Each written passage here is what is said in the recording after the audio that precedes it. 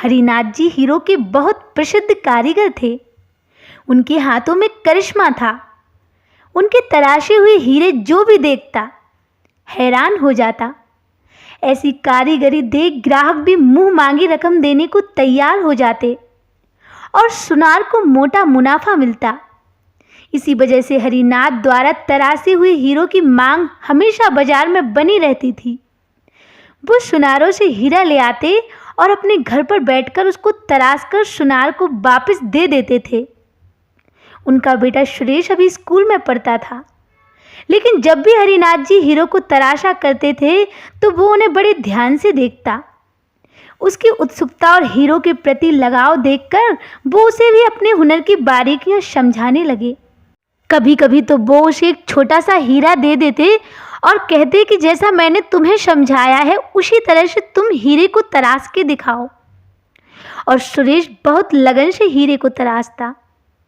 जैसे जैसे वक्त बीतता गया उनका बेटा सुरेश भी अच्छा कारीगर बन गया और हरिनाथ जी बहुत खुश थे। अब वो सुनारों से ज़्यादा हीरे लाते और दोनों बाप बेटा मिलकर उनको तराशते।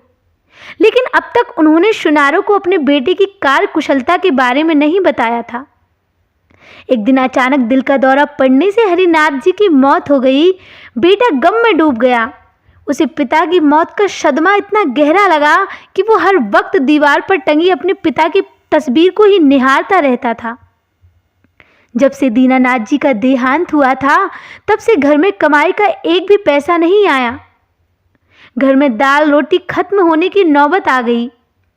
हरिनाथ जी की पत्नी ने सुरेश को सुनारों के पास जाकर कुछ काम मांगने को कहा ताकि घर का खर्चा तो चल सके। और कोई चारा न देख सुरेश ने अपने आप को संभाला और बाजार निकल पड़ा।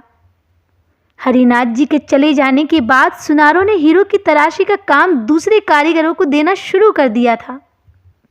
कुछ सुनारों ने तो सीधा ये कहकर टाल दिया कि जब काम होगा तो बुला लेंगे, और कुछ ने अभी कोई काम नहीं है ये कहकर उसे चलता किया। थक हार कर बेचारा सुरेश घर वापस आ गया।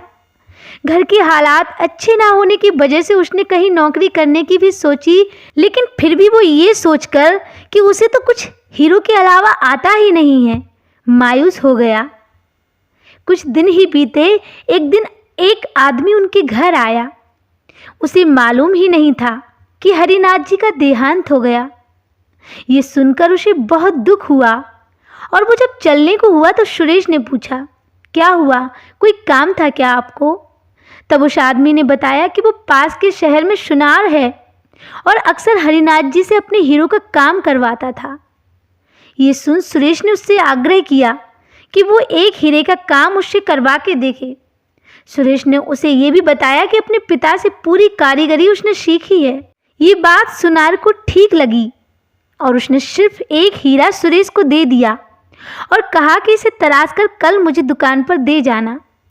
अपने पिता की तस्वीर पर प्रणाम करके सुरेश काम में जुट गया।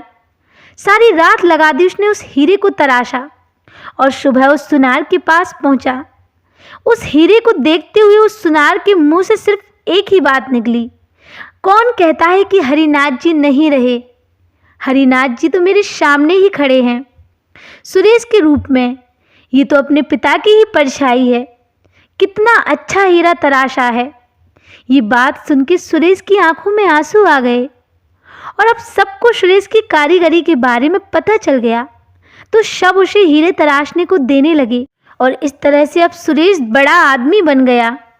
तो दोस्तों, ये कहानी हमें ये सीख देती है कि अपने हुनर को पहचानो, जीवन में आगे बढ़ने के लिए परिश्रम करो और अपने काम को लगन से करो और कभी हार मत मानो, तभी सफलता आपके कदम चूमेगी।